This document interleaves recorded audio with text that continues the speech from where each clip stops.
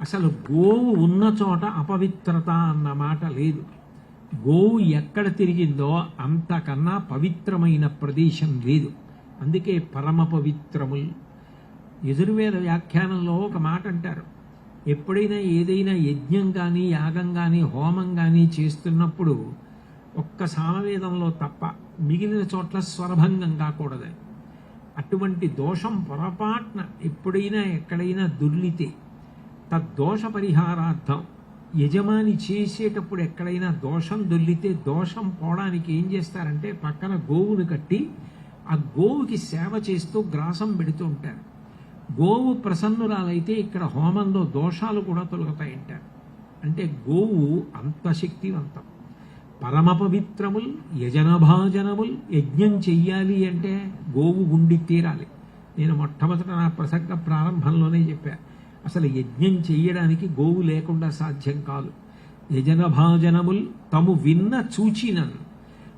గోవు వంక ఒక్కసారి చూశాడనుకోండి, ఇక అంతకన్నా పవిత్రమైనటువంటిది లోకంలో ఇంకొకటి లేదు.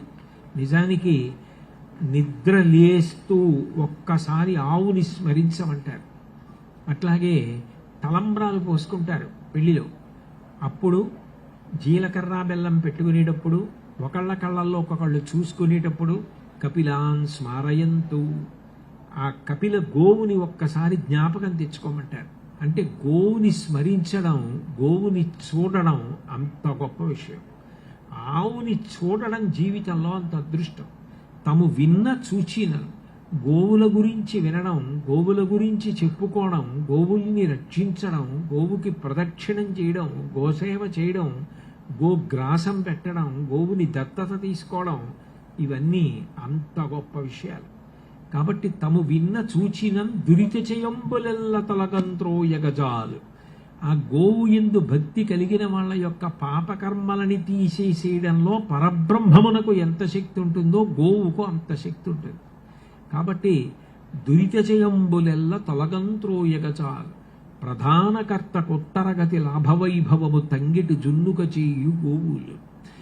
యజ్ఞయాగాది క్రతువులు పుణ్యకర్మలు చేసేటటువంటి వాళ్ళు గోవుని సేవించిన కారణం చేత, గోపూజ చేసిన కారణం చేత వాళ్ళకి ఆ ఫలితం రావడం ఖాయంగా ఉండేటట్టు చూడటంలో ఇక గోవుని మించినది లేదు.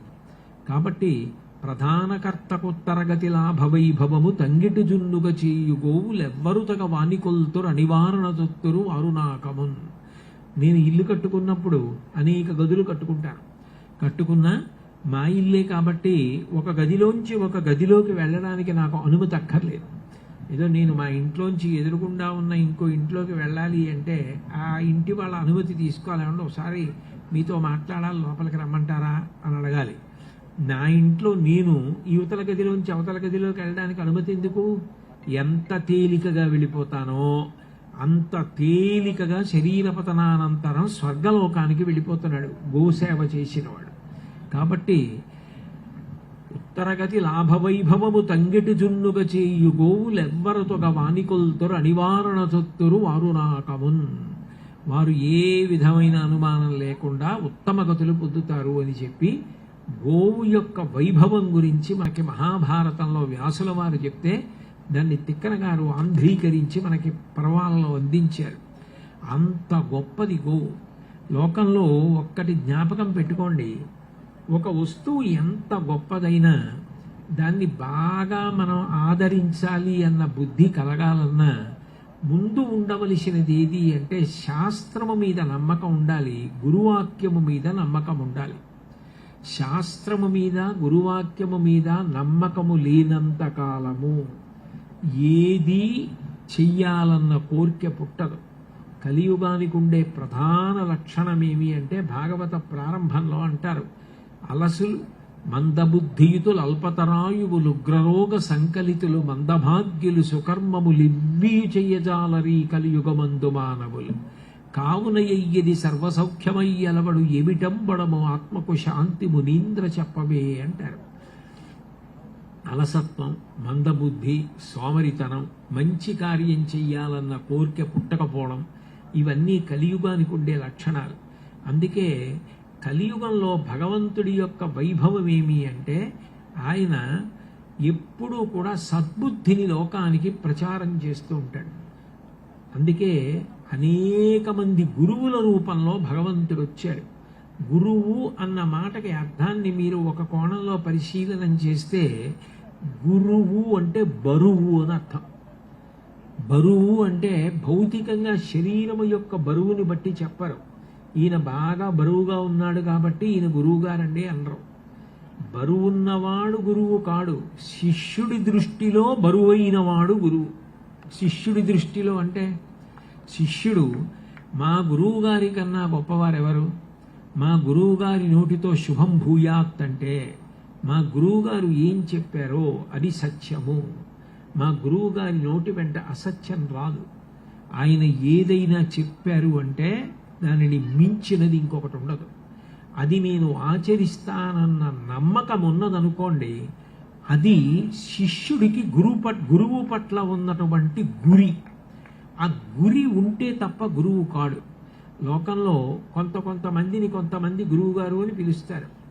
నోటితో గురువు గారు అని సంబోధించినంత మాత్రం చేత నిజానికి గురుత్వము లభించదు.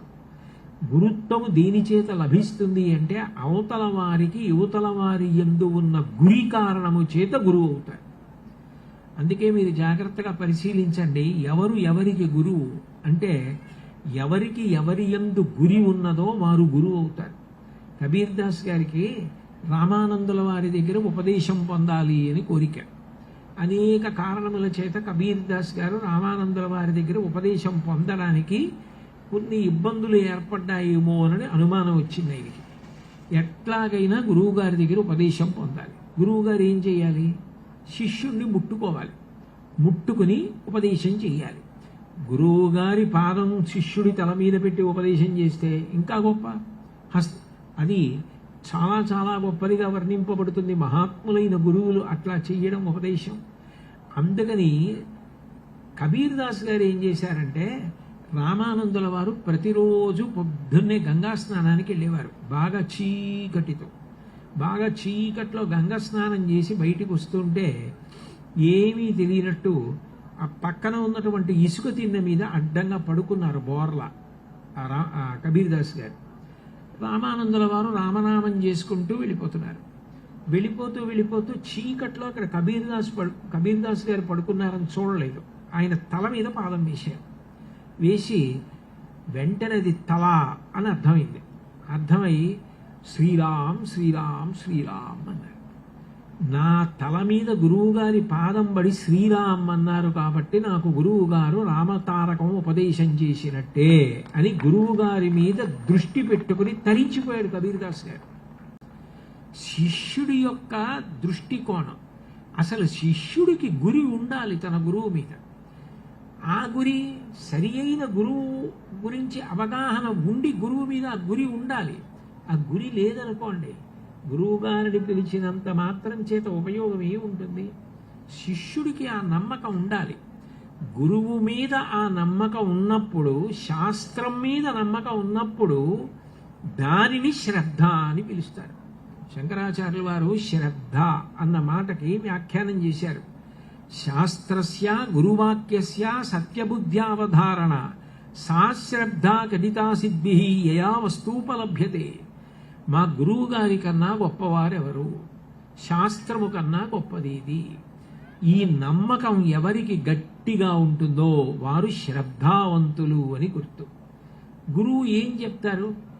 తేలికైనటువంటి మార్గంలో తరించేటటువంటి మార్గాన్ని చెప్తారు. మీరు శివారాధన చెయ్యండి, విష్ణు ఆరాధన చెయ్యండి, అంబికని ఆరాధించండి, సూర్యుణ్ణి ఆరాధించండి. కానీ సనాతన ధర్మంలో అత్యంత ప్రధానమైనది ఏది అంటే గో సేవ, గో పూజ ఏ విధానము తిరస్కరించదు. అయినప్పుడు అటువంటి గోపూజ, గో సంరక్షణ, గోసేవ చెయ్యకుండా ఉండడం ఎట్లా సాధ్యం? అసలు నేను ఎన్ని దేవాలయాలకు వెళ్ళానన్న దానికన్నా, ఎన్ని దేవాలయాలు కట్టానన్న దానికన్నా, ఎన్ని దేవాలయాలకి ప్రదక్షిణాలు చేశానన్న దానికన్నా, ఇన్ని దేవాలయాల ఉనికికి ఆధారం గోవు. ఆ దేవాలయాలలో ఉన్న దేవతలకు హవిస్సు ఎలా పెడుతోంది? గోవు వల్ల పెడుతోంది. అసలు దేని వలన ఇదంతా నిలబడిందో, దేని వలన సనాతన ధర్మమే ఆధారపడి ఉన్నదో, ఏది లేకపోతే అసలు ఇక ధర్మం అన్న మాట మీరు ఉచ్చరించడానికి కూడా సాధ్యం కాదో, యజ్ఞయాగాది క్రతువులే ప్రశ్నార్థకమైపోతాయో, వాటన్నింటికీ ఆధారభూతమైనటువంటి గోసేవ నా వలన జరగకపోతే, నేను గోశాలకు వెళ్ళకపోతే, నా పేరు మీద గోవులకు కైంకర్యం జరగకపోతే, నా పుట్టినరోజు వచ్చింది, నేనంటే నా గురించి చెప్పుకుంటున్నా. ఒకప్పుడు నా పుట్టినరోజు వస్తే మా అమ్మ ఎంతో ప్రీతితో పాపం మధుర పదార్థం తయారు చేసేది. రేపు నా పుట్టినరోజు అంటే ఇవాళ నుంచి ఎంత సంతోషపడిపోయేదో. పొద్దున్నే నాకు తలస్నానం చేయించి మధుర పదార్థం పెట్టేది. ఇవాళ మా అమ్మగారు లేరు, ఆవిడ ఊర్ధ్వలోకాలకు వెళ్ళిపోయారు. శాస్త్రం అంది, నువ్వు అలా బెంగ పెట్టుకోకూడదు. నువ్వు నీ తల్లిని తలిచి నీ పుట్టినరోజు నాడు కందుల నీరు పెట్టుకోకూడదు. ఎందుకనంటే పరదేవత చాలా విచారించింది. లోకంలో ఏ ప్రాణికైనా అమ్మంటే అంత ఇష్టం, మనిషికే కాదు. కోడి పిల్లకి కోడి పెట్టంటే అంత ప్రాణం దాని తల్లి అంటే దానికి. కుక్క పిల్లకి కుక్క అంటే అంత ఇష్టం, పంది పిల్లకి పంది అంటే అంత ఇష్టం. ఎంత పెద్దదైపోతే మాత్రం తల్లిని తీసేస్తే వాడు ఏడుస్తాడే. మరి నేను ఎట్లా వాడిని తల్లిని తీసి వాడికి తల్లి కనపడేటట్టు చెయ్యాలంటే నేనేం చెయ్యాలి అని ఆలోచించిందట. ఒక్క అమ్మని నేను తీసుకునే ముందు వాడికి 3 అమ్మలనిచ్చి తీసుకుంటానని 3 అమ్మల్ని ఇచ్చింది.